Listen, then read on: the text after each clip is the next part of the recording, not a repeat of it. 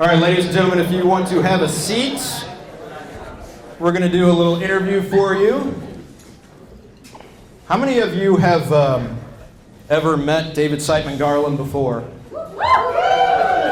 Nice, nice. I guess me. You have some fans. Yeah, we're going to interview Mr. David Siteman Garland, author of Faster. Come on, man. Come on, man. Faster. Smarter. Smarter. Faster. Smarter, Faster, Cheaper from Wiley Publications. You love when I get the title wrong, don't you? David is the founder, CEO, and mediapreneur of The Rise to the Top, the non-boring resource for entrepreneurs everywhere and small business owners. David, welcome. Well, thanks for having me. Let's give a nice round of applause. Oh, I like it. This was funny because Brad said, Brad's like obsessed with this fern for some reason, and we're between one fern. Right, and we were saying that we're between one fern, and there was no fire, so we had to do a fern side chat, if you will, tonight. So we were going to do a fire side chat. Yeah, I know. Trust me, keep drinking. But first of all, I want a big thank you before we get started here. I know it's not exactly the warmest weather outside, and I know that there's a lot of things that you can be doing during holiday season. So massively appreciate everyone that's shown up tonight on this extremely bitter St. Louis evening, and excited to be here. Mm-hmm. Yeah, thanks to you guys. Give yourself a round of applause. Go ahead. It's fun. Everybody's doing it. It's fun. Try it out. Might fit. Water break. I needed to take a drink. Sorry. So David, let's jump right in. Testing. Got that? We have gone from seeing you start The Rise to the Top 2 years ago? Yeah, scarily, it was fall 2008. Yeah. Which is hard to believe. Yeah. Gone from starting The Rise to the Top on ABC to now being a touring speaker, author, media mogul, visiting Google. You've been a busy guy. Yeah, it's interesting. For those that don't, I'm going to give you the super brief story here for people that don't really know. St. Louis native. Before you ask, I went to MICDS. I know that question's coming. And that was next. Thanks for stealing. Thank you. Glad I saved one there. And I've always been fascinated. When I was younger, I would go to my grandpa's office. He was a businessman in St. Louis. I would go to his office, and it was the most boring place in the history of the world. Like, there was water coolers and a lot of pleated pants, and it was like literally the most boring thing I could imagine. And I thought to myself, business kind of sucks. I was a little kid, and I was like, business is something that's boring and maybe isn't for me. And I started to realize, kind of as I went through college and started getting involved, that there was way more creative ways that people were making money. There was like very interesting, passionate, unique entrepreneurs out there, and it was something that just sort of struck a chord with me. So I decided to dedicate in 2008 what I was going to do by creating The Rise to the Top, which has really been a resource centered around a show for entrepreneurs, where I interview unique people, all the way across the country. And my goal was essentially to really turn this into a media platform for entrepreneurs, for people. Building a community first has always been my number one goal. And it started in 2008 as a local TV show, and now has kind of grown. We're over 200 episodes now between TV and online, and it's sort of grown sort of into its own little weird living, breathing thing online, and it's just kind of been a testament to what's going on now with social media and new media and all the things that are going on. So take us through this a little bit. So at what point did you decide, is this high school, is this college, is this before, at what point did you decide, forget this, I'm doing it on my own. I'm going to do my own thing, I'm going to be my own guy? Right, so I graduate college May 2006 from WashU with a degree that every straight white male has, women's studies. Raise your hand if you have a women's studies degree. Anyone? All Is there right. actually one in the back? Are you serious? Please. Congratulations, We Matt. should hug it out. Thanks, you guys Matt. need a support group. That is weird. But anyway, I was, so straight white male majoring in women's studies. There's not a huge population of us, in fact.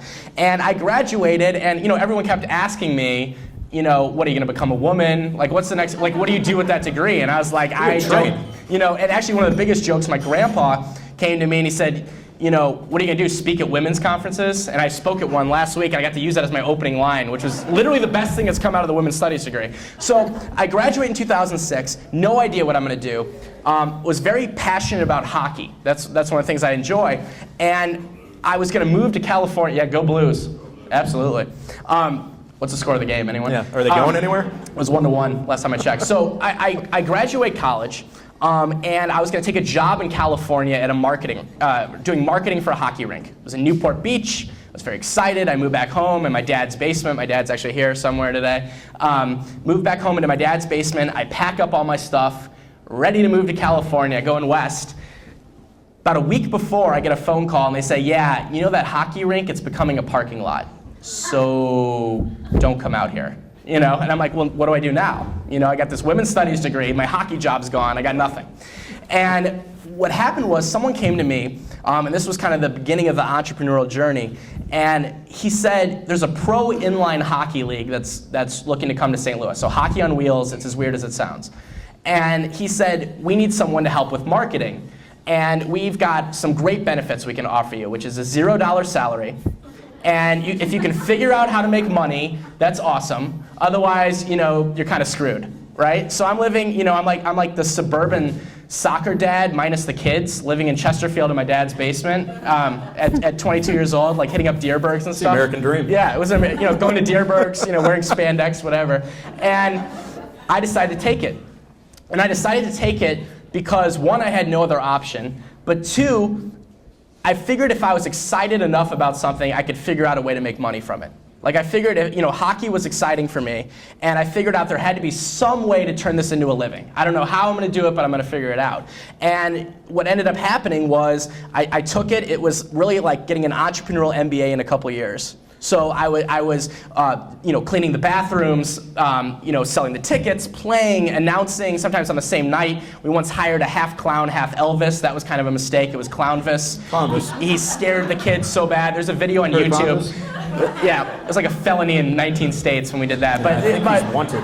But I learned early on that when you want something bad enough, you figure out ways to monetize it. And for me, it was sponsorships. I was 21 years old. I got kicked out of every single company when I come in the door. My hair was about twice as long. It was kind of awkward. But over time, I started to land some major sponsorships for the league. So we had UPS and Pepsi and On the Run Mobile and Anheuser-Busch, may it rest in peace. I don't know, are we allowed to mention that here? Schlafly? Sorry, put it on sorry, his tab. you know what I'm saying. And I learned, that was the first experience. It was a 2-year experience with the Pro Inline Hockey League, and that's really how this journey began, if you will. So you're coming up with sponsors for the hockey league. Is that me? Fired. Sorry. You're coming up with sponsors for the hockey league. You're doing your own thing. You're making your own way.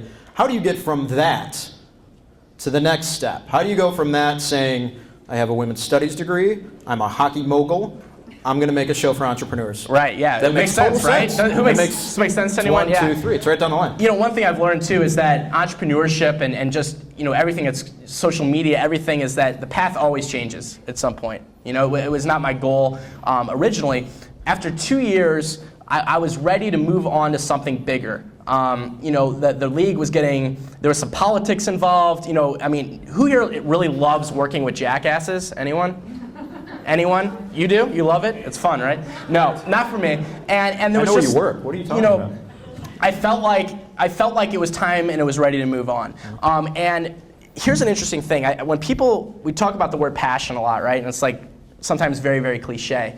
But here's the thing, there's two types of passions, and this is what I find important. One is like that undying, weird childhood passion. Does anyone have one of those? Like the childhood, like where, okay, awesome. And like, where you like come out of the womb juggling, and you're like, one day I'm gonna be a juggler, like whatever it may be. An astronaut? Yeah, exactly. And it's not like when I was born, I was walking around with a little microphone. Well, actually my mom's right there, was I? I don't think so.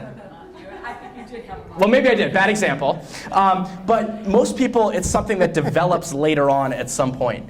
And for me, I was given an opportunity to do a radio show on 1380 here in St. Louis called Get in Line, talk about inline hockey. And no experience with radio. I listened to the first episode actually the other day and like cried myself to sleep for like 2 nights because I had no idea what I was doing. There was no talent. There was no, I'd write out every single word on a script and I'd be like, Hello, everyone. Welcome to Get in Line. Welcome to the My name is dish. David Siteman Garland.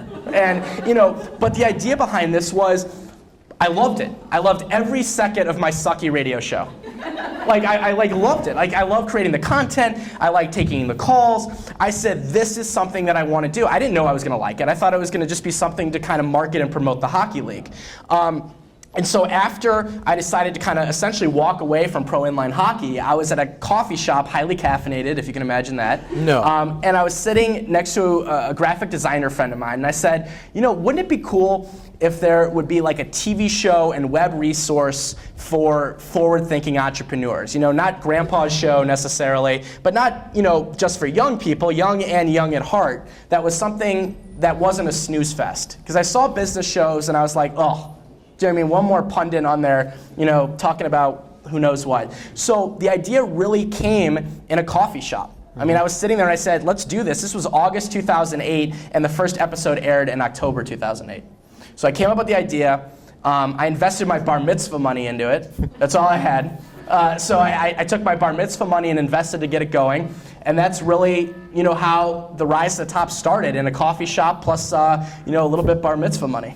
That's actually the sound that happens when you put your bar mitzvah money into shows. It happens all across America. Yeah. Every little boy hears that sound. So now you have a show. Now you're on TV. Now you're on ABC. You brought up the hair. I wasn't going to bring up the hair. That's your fault. How about the spray tan? Because that was one of the Did you things. really? Yeah, I was. I wasn't going to say that. This was I brought that up. Critical mistake 847 was the spray tan, because what happened was, when you see something like a show and everyone's watched a show, you kind of see what the people are like on TV, and you see what the people are like on radio, and I think there's a tendency to try to emulate, So I was like, well, I just need a lot of gel. Yeah. And a spray tan, and you talk like this, Great to see you, Brad. Fantastic. And, very Ron Burgundy, if you will. And that's how my first show, it wasn't like, I didn't have that authenticity yet. Like, once I decided, screw it, I'm just going to be myself, you know what I mean? Which is not the easiest thing necessarily to do when you first get going.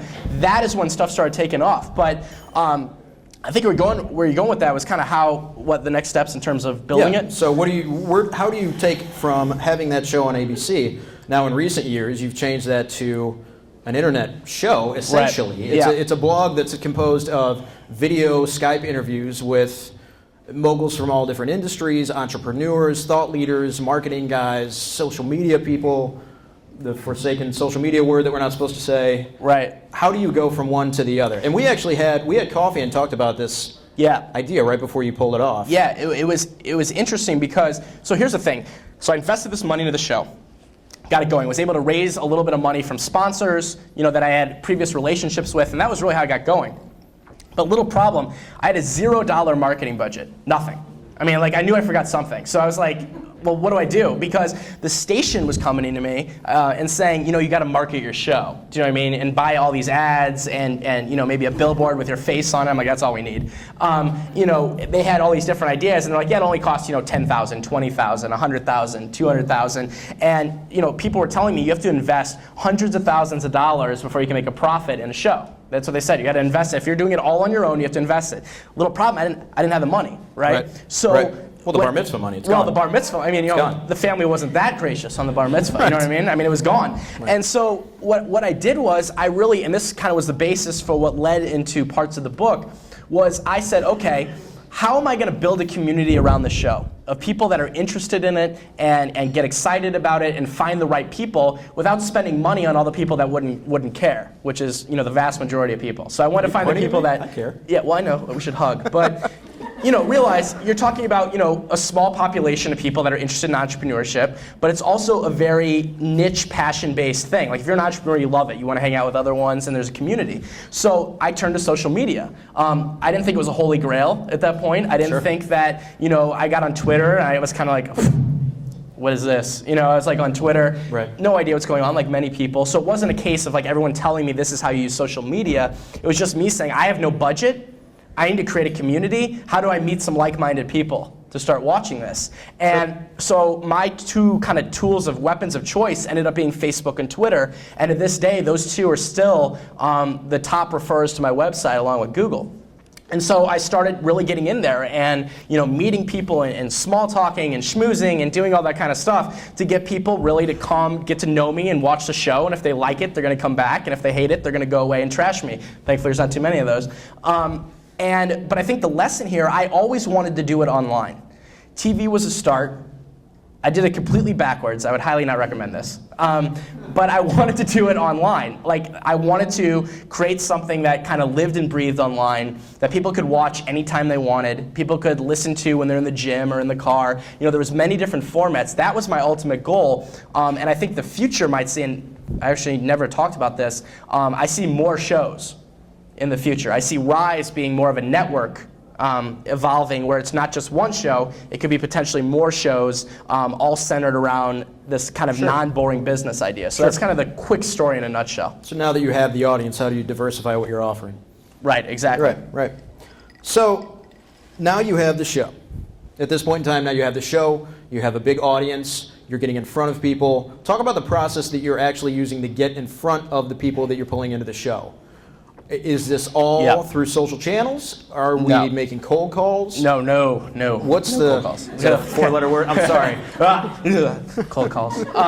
So there's a few different things, and what's interesting is this actually led into what was my idea for the book, because I realized I was not alone in these ways. These were not ways that I created. These are ways that I used, and realized that a lot of other people did this without consulting them first. So all my mistakes go into this, and here's what worked. Here's what worked. Sure. Number one was offline events were one of the biggest things we've done. Has anyone in here been to one of our offline events? Okay, so actually, fair amount. Okay, cool. It's about half. Since 2008, we've done 25 events in St. Louis. So they were originally dinners, and then they were lunches. Okay, and I can tell you for a fact, the lunches and the dinners were not money makers. It wasn't a case of like, let's get everyone out, charge everyone a lot, and then I make a lot of money and ride into the sunset or whatever. That would be awesome. I should probably have done that. But the idea behind it was it got people offline, face to face, like this, and it also brought new connections out that then I could connect with later online. I mean, it works both ways. And what it really was a really good branding tool, to get people excited and really take the community online and put them offline. And I don't have any data. I don't say like this amount of people that came to the events now watch the show. There's nothing like that, but you can feel it. I mean, you could see it on the people that come out and continue to support. So offline events were huge. Another big thing was blogger relations. That just kind of sounds a little dirty. Clear our minds there. Blogger and new media sources I found to be more relevant than traditional media.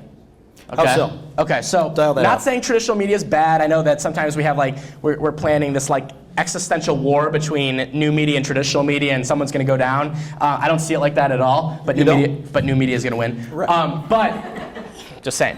Know your audience. But when it comes to PR or buzz building, there's two different ways you can kind of go. There's the traditional route, which is PR, if you will. Is anyone here in PR? Okay, one. A couple might get offended. Okay, but I'm not saying PR is bad. PR is very good. PR is very good. But for an entrepreneur getting going, you can't really afford PR. I mean, it's not an option to bring in a retainer on a company. There's no bucks that are available for that. Right. So I said, okay, those traditional media is a little hard to get into. Why don't I focus on really what social media is intended for in many cases, or can be intended for, building relationships with bloggers. And so what I did was, and this was kind of a relatively dirty trick that I will give right now, and anyone can use it, is in many cases I would interview bloggers. I would have them on my show. I would bring them in. I would try to give them something, as opposed to taking, right? Which is what most people do. They say, hey, can you cover this? Can you do this? Can you cover my product? Can you cover my service? Instead, I said, hey, you have a blog, I have a show. How can we do some stuff together? Like, would you like to come on and do an interview, talk about your blog? And the next thing you know, over time, I was able to build relationships with all these bloggers. It wasn't about me pitching them anything. But then, when something like the book comes out, they were all willing to help.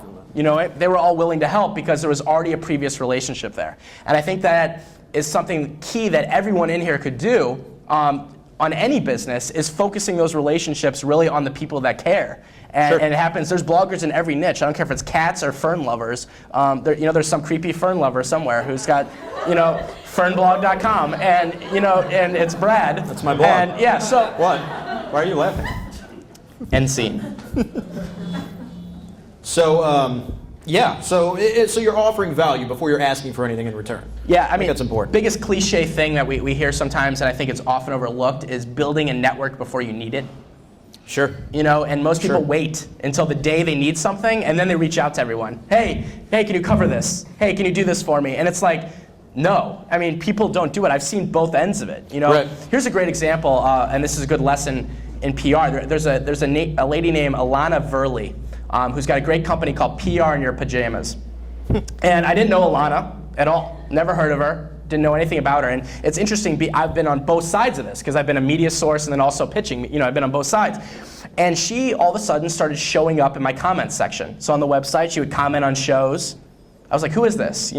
Just neighborhood stalker. Right, exactly. So she comes in, and this is a good lesson for anyone that wants to kind of get someone's attention. This is what worked. So first, she was kind of commenting on shows. So I was like, who is this? Then she would start retweeting and sharing stuff on social sites. So I would see that she was sharing Rise episodes with her community, right? So I was like, that's pretty cool. Then she started to realize the kinds of guests that I like. So she would start offering random introductions to really high-level guests that I've had on my show. Allie Brown was one of them, like really nice. top-end entrepreneurs. She just would do it. She didn't ask for anything. She just said, hey, I've been following you. I don't know if you've seen, but I've kind of shared your information and stuff like that. And then she did this, and she made introductions. And I'm like, wow, now she's even more on the radar screen. I'm not going to mention that she put me, I did not pay her for this, to put me on the list of top 20 sexy men on Twitter and business. Did not pay her for that. I would have paid her for that. She didn't ask me for it. That's like 2 pages. But let me tell you that ego stroking in that case, and I've done it too to many other people. Put them on the sexy list? On the sexy men list. Yeah. Wait. No. But people like to see themselves online and offline. Sure. And when that happens, you're tapping into something emotional. And later on, she's been on my show, and that episode's been seen, almost I think like 60 or 70,000 times. People have watched her interview now, and it started because she never asked for anything. She was giving, Sure. and at some point that comes back around, and I think that's a good concrete example of what's happening now in the space. Yeah, it's a great point, and I mean that's something we see in sales and recruiting in a lot of different industries. That whole offering value before you ask for it in return. So now you're meeting people and you're making connections to get these interviews online. You interviewed, how many people have you interviewed today? To date, it has been just short of 300. I think we're coming up on 300. Yeah. In less than 2 years. Since October 2008. So, yeah. That's a lot of people, Dave. A lot of interviews. A lot of interviews. So take us through some of these that we haven't seen. All of these. What percentage of these have we not seen?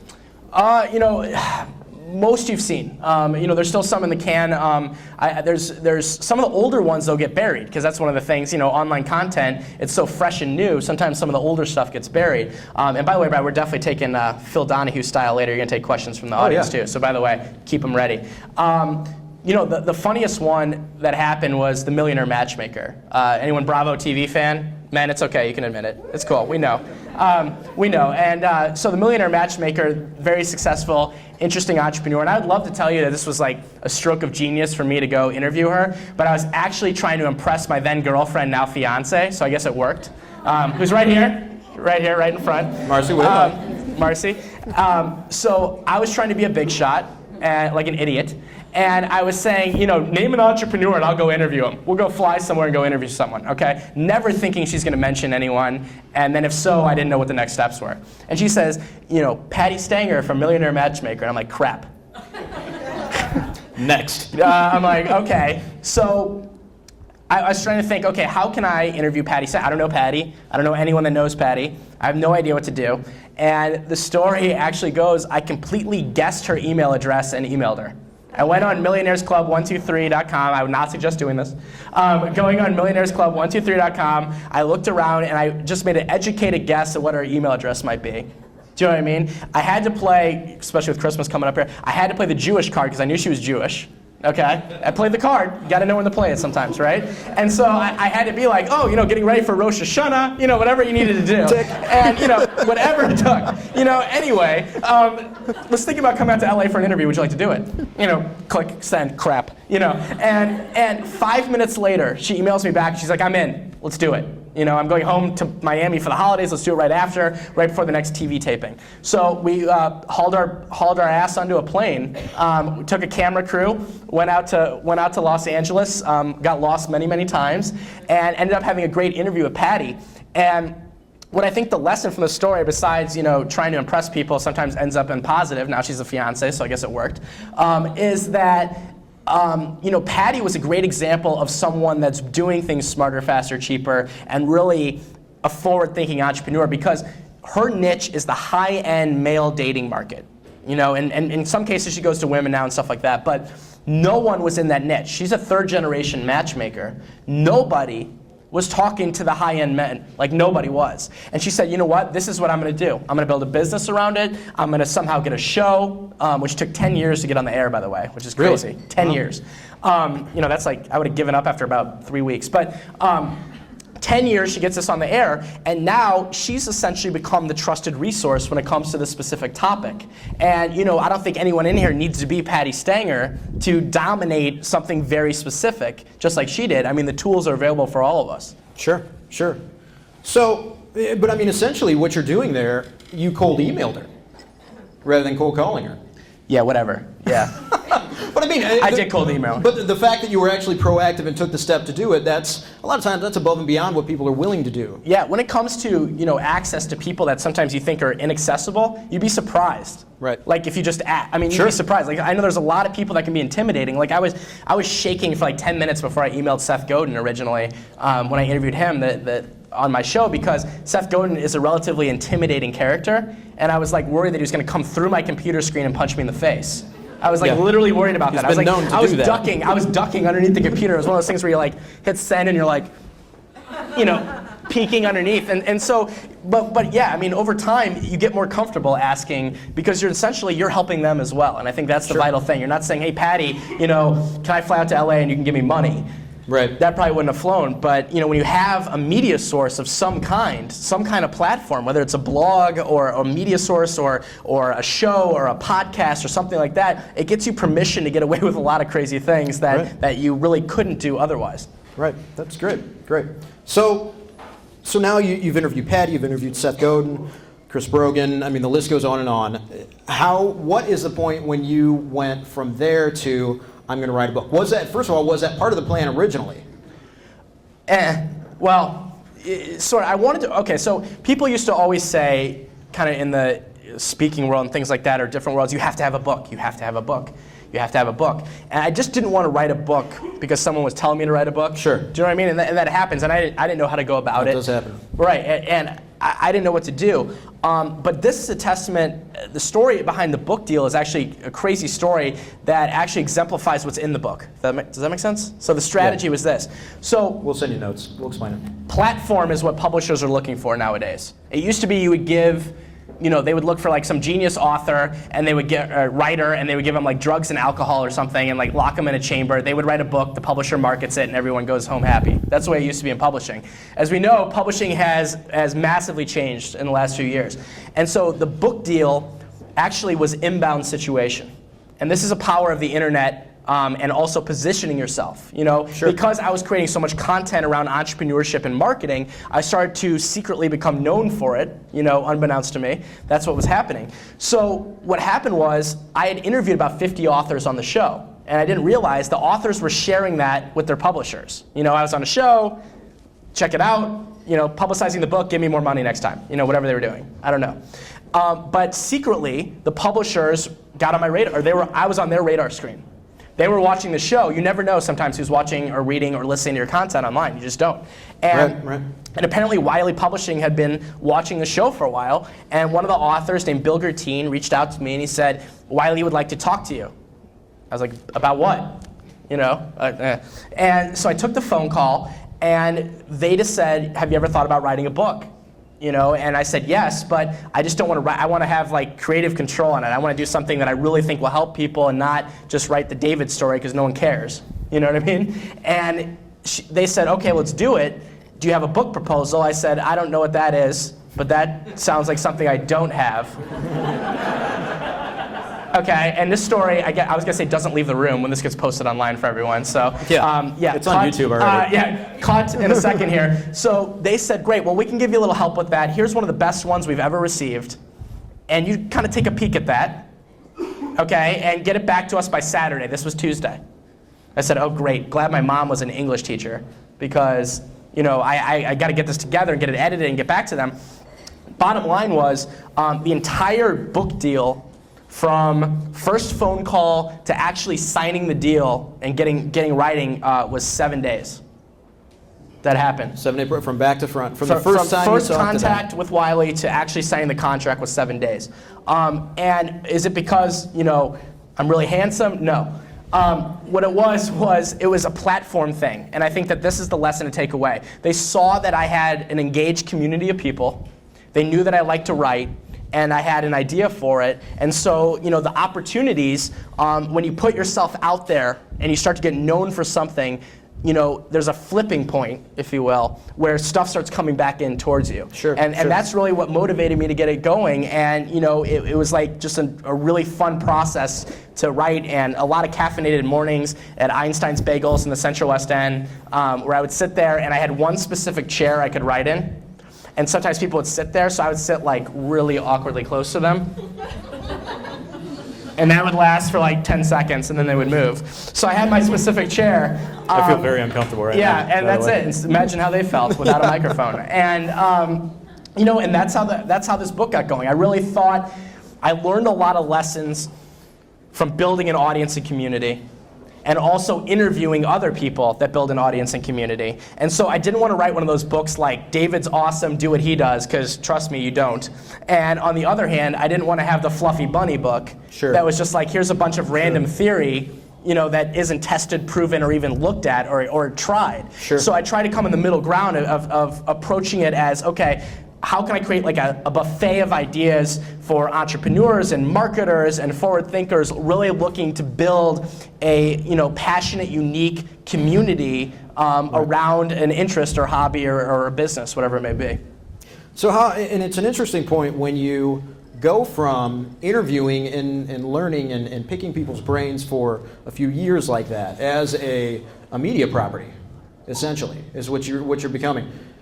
At what point do you go from that, from being the interviewer to the interviewee, where you're actually conveying your own thought leadership? At what point do you make that transition, and how do you balance the knowledge that you're getting from other people with your own thoughts that you're putting out there into the public? That's a very good question. I'm trying to talk slow so I can delay and think about it for a second.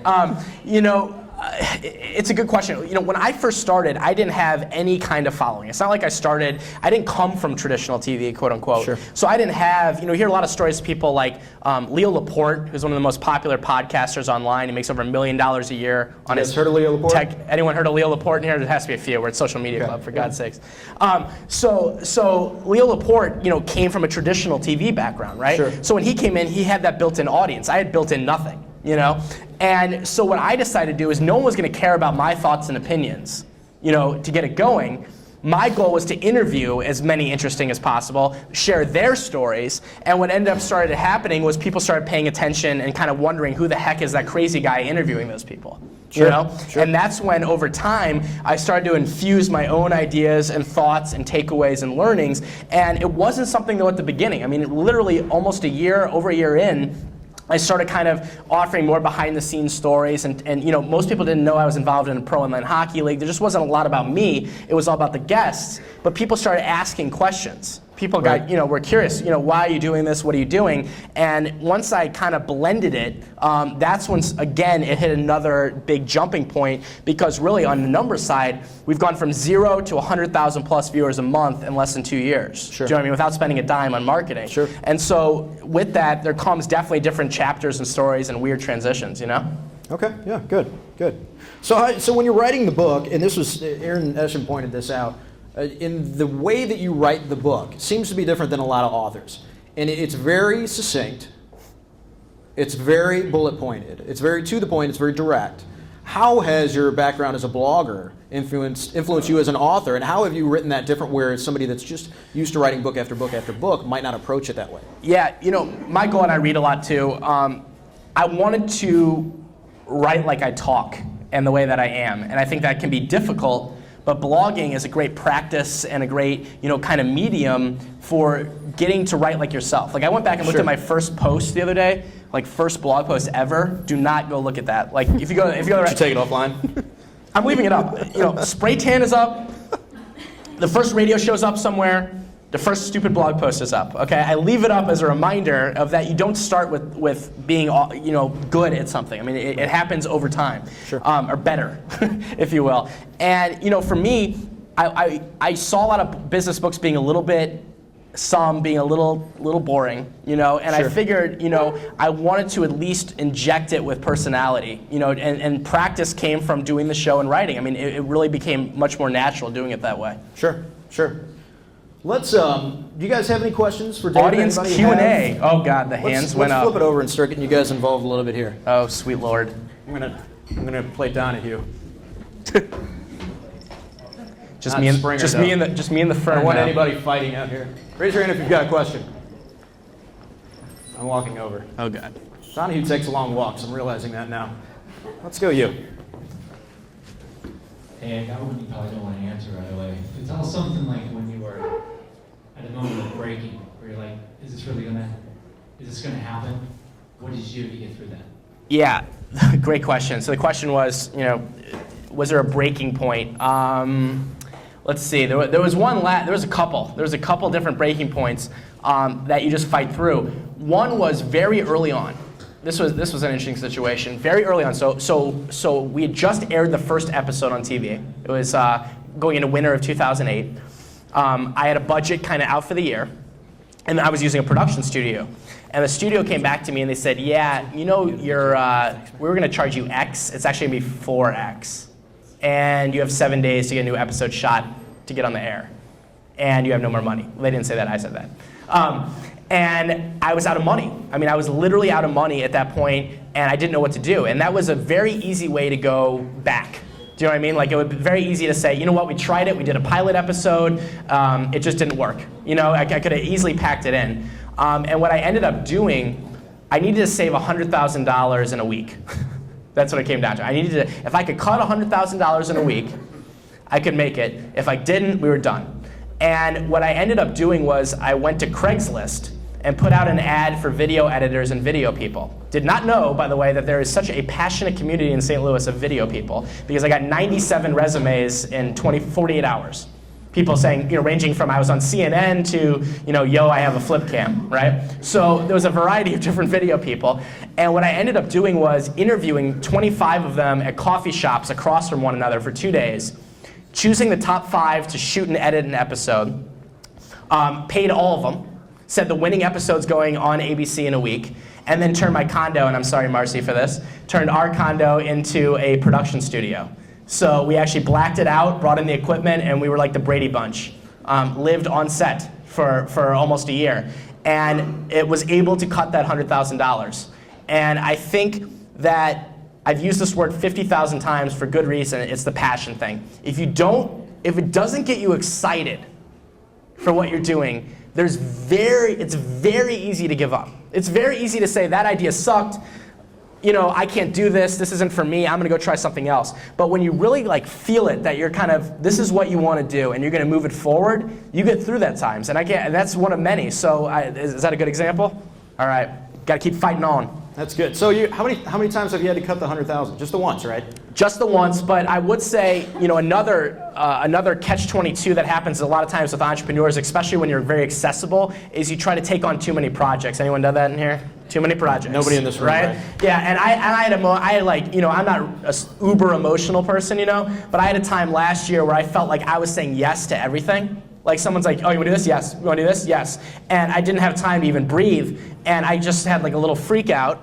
Do you know what I mean? Yeah, and you bring up a really good point. Let me ask you this too, because it's something we're starting to see more and more with new media professionals, entrepreneurs specifically, people in the social media discipline industry, I guess you could say, it's really tough to scale this interaction from 0 all the way up, especially guys like you, guys like Gary, the typical faces that you hear talked about and that you see that are actually interacting with every single person that talks to them.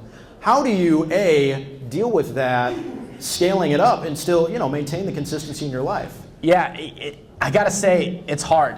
Do you know what I mean? And I try. That's the main thing I try to do. I try to answer every single email. I do my best to answer almost literally every single @reply on Twitter.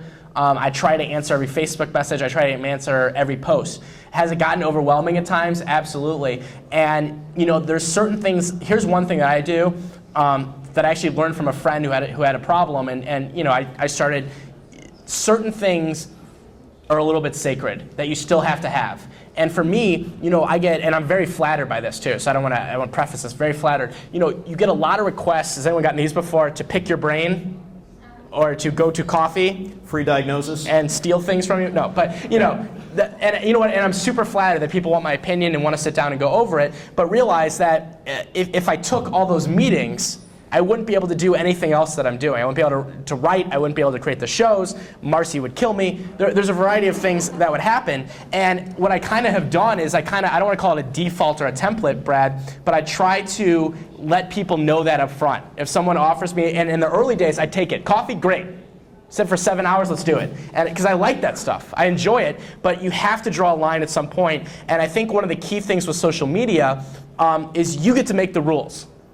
Sure, there's great best practices, worst practices, things not to do, like never to reply to anyone, bad idea. Do you know what I mean? Sure. But I think that creating some of the rules of engagement are relatively important, and you get to decide them. That's kind of the cool thing. Like, Seth Godin only replies to email, but he'll reply to every single email. You're not going to get War and Peace from him. You're probably going to get a one line, but that's his rule. You want to talk to him, you send him a non-anonymous email. And I think we're starting to see you can't have 50 different channels that you're replying to in real time. Otherwise, you're going to jump off a cliff. Well, you can't do it all. So you're saying you set the expectation not only for yourself, but for your audience that you're interacting with. Here's what I'm going to do. Outside of that, I can't. I just can't. Absolutely. That's good. Another question? Yes. This is coming from someone who's just a year and a half out of college. Nice. But what made you decide to go be a marketer for a relatively unknown hockey rink halfway across the country, not established, huge risk, great distance, and was that a part of a 5-year plan? I hate that question. Right. No, it's a very fair question. And first of all, I like that. The first couple years out of college, I say freshman in life, because that's what it is. But and just to clarify, the hockey league was actually here. The original job was in California, but the hockey league was actually here. God, that's a really good question, because what happened was I started asking around originally. I skipped this part of the story. I started asking people who has a job in anything? You know what I mean? At literally anything. And I interviewed at real estate firms, and I interviewed at stuff that is totally not me, and I could have taken it. But at the end of the day, when all the analysis was done and all the kind of options, I went with my gut. I said, this is something that I'm going to try.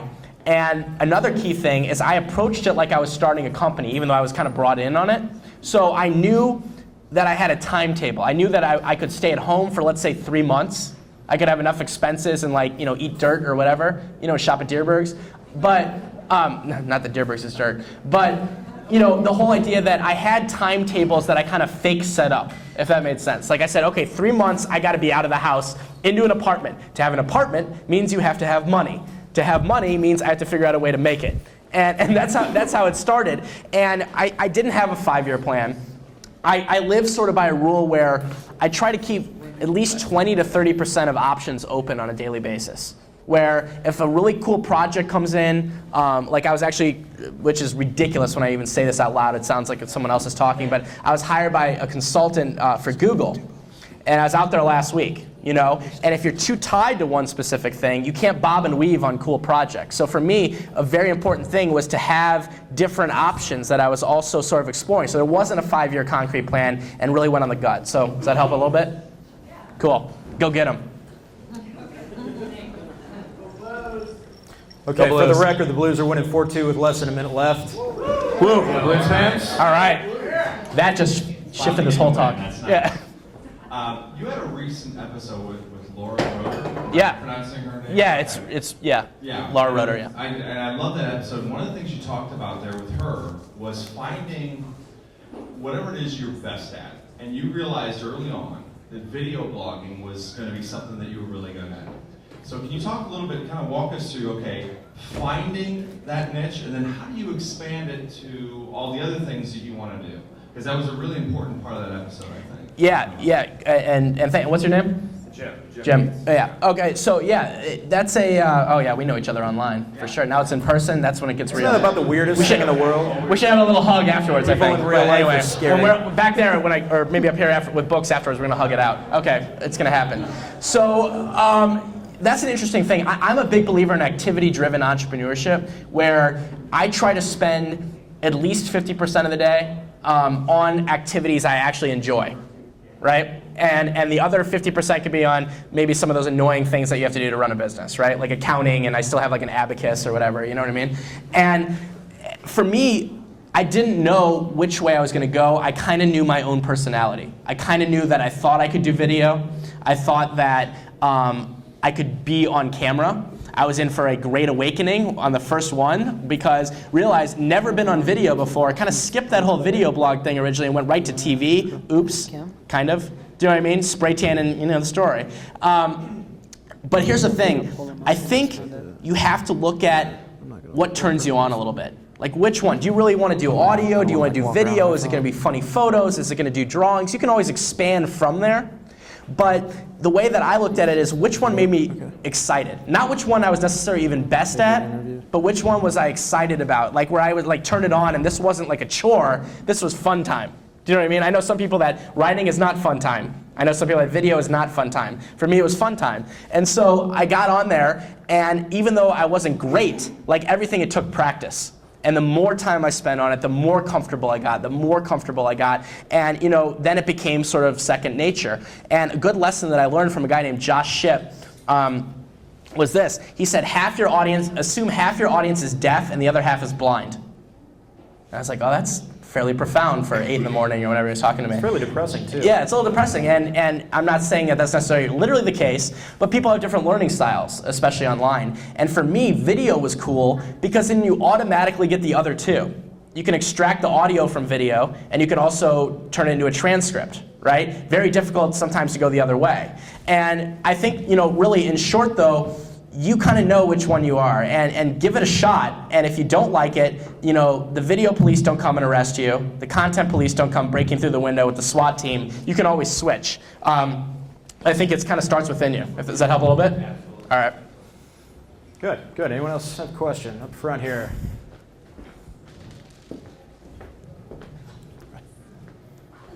Hello. I'm taking over my own network show, and I'm wondering, what have you found to be the most effective way to get sponsors? I'm Ooh. not from the area, so it's kind of like, breaking into that whole barrier of what high school did you go to? Right. Yeah. Exactly. Good question. I actually get this one frequently. How'd you get sponsors in the early days? And with really no connections per se. I think there's a couple. It's hard because it's not easy. First of all, I wish I could tell you that you just make a sponsor packet and then fly into the sunshine with horses and rainbows and candies, which would be awesome. And if you do that, please let me know and I'll join you. Here's what I think it starts with. Finding people that are already spending money is going to spend a lot less time than finding people that you have to convince to spend money. If that helps, right, to start. And I think looking at local stations, seeing what people are advertising already, and I think professionalism is a massive part of this. Even when you're an entrepreneur and you're getting going and you're just getting started with something, there has to be a beginning, middle, and end to what you're doing. A lot of times you can't go in, it's like if you go to the doctor's office and you're like, how much is it? And they're like, $50, $100, $2,000, what are you feeling? How are you looking? And we all do that. There's a price situation on it. So, my advice is to, first of all, make a list of people that are already advertising, okay? And honestly, it's as easy as this. Start going where they are at and playing up the new card. Playing up the outsider card, I think, is going to be something that's helpful for you. So, and we can talk afterwards. Come on up. I'll be in the back hanging out with the books and whatnot. So we'll have more. Does that help a little bit? Okay, cool. Maybe one more, Brad? Let's do one more question, and then we'll break after this. David's going to stick around, do some signings, answer some questions back in the back. Hi, big fan. I remember the first time seeing the show. I thought it was an infomercial. Cool. Thank you. Nice. It was the ShamWow. I'm sorry. Actually, it's more of a social media question. Many entrepreneurs in here. My company, we have a marketing budget of 0. So Nice. we use a lot of social media Nice. to do a lot of advertising. What were your best ways using Facebook and Twitter to kind of find the customers that you need? Kind of go to I don't want to say field vets. Yeah. Absolutely. And what's your name? Kurt. Kurt. And what's your company do? I work for T-Mobile. I do the marketing in the area for my store. Very cool. Yeah, let's talk more about it. Here's the interesting thing about social media when it comes to that. Here's what I've noticed. I think on social media, there's only a couple things that you can do that can really be, very impactful, right? One of them is what kind of media are you creating, right? Because that's what gets shared. Interesting content, whether it's educational, entertaining, and or inspiring, right? Content gets shared on social media, especially if you're creating your own. And the way to look at that, though, is not about the phones, because there's not a huge amount of people that are very excited about phones on a daily basis. What's the bigger picture that customers and consumers are interested in that T-Mobile fits? Do you know what I mean? Are they small business owners? Then maybe it's small business content. Are they extreme sports athletes? I don't know. Then it's extreme sports content. That's the key, starting with a content strategy. Secondly, I would say that choosing 2 sites that you really want to immerse yourself on to get going. 2 of the major sites. For me, it's Facebook and Twitter. For you, it might be Twitter and LinkedIn, whatever it may be. But picking 2, because otherwise it can get very, very, very, very, very overwhelming very, very quickly. And if you think about that, some of the top networkers or marketers, they don't go to every party, right? You don't go to every single event, otherwise you wouldn't be here tonight, right? You'd be milling around. Pick the right parties to go to with the people. And the last suggestion on that, we can talk more afterwards, so definitely come up, is think of content in 3 ways. Number 1, you can create it. So you create it, you produce it, you get it out there, you start finding the people on Twitter and Facebook that are interested. Number 2 is you can DJ the content. Okay, so what I mean is think about what the DJ does on the radio. The DJ doesn't write the songs. DJ is not the producer. The DJ chooses the best songs and then offers their opinion and then delivers it to people. And that's another great way to do content, meaning you can curate, like a librarian, only a far cooler librarian, different content from throughout the web and use that. You know what I'm saying? Whether it's a weekly roundup of interesting things for blank or whatever it may be in many different formats. And the Lord forbid, the third one, if you don't want to do 1 or 2 or you want to add on, sponsor content of someone else in the specific niche you're trying to reach, because there's bloggers and there's local media in all kinds of ways, but it's the bloggers that you could probably get away with far less money and more impact. So does that help a little bit? All right, cool. All right, guys, we're about out of time. I wanted to thank David for coming out. Congratulations on the book. Yeah. All right, okay. Like that too. Are you going to put me in the back? Yeah, we're going to, David's going to stick around for a little bit.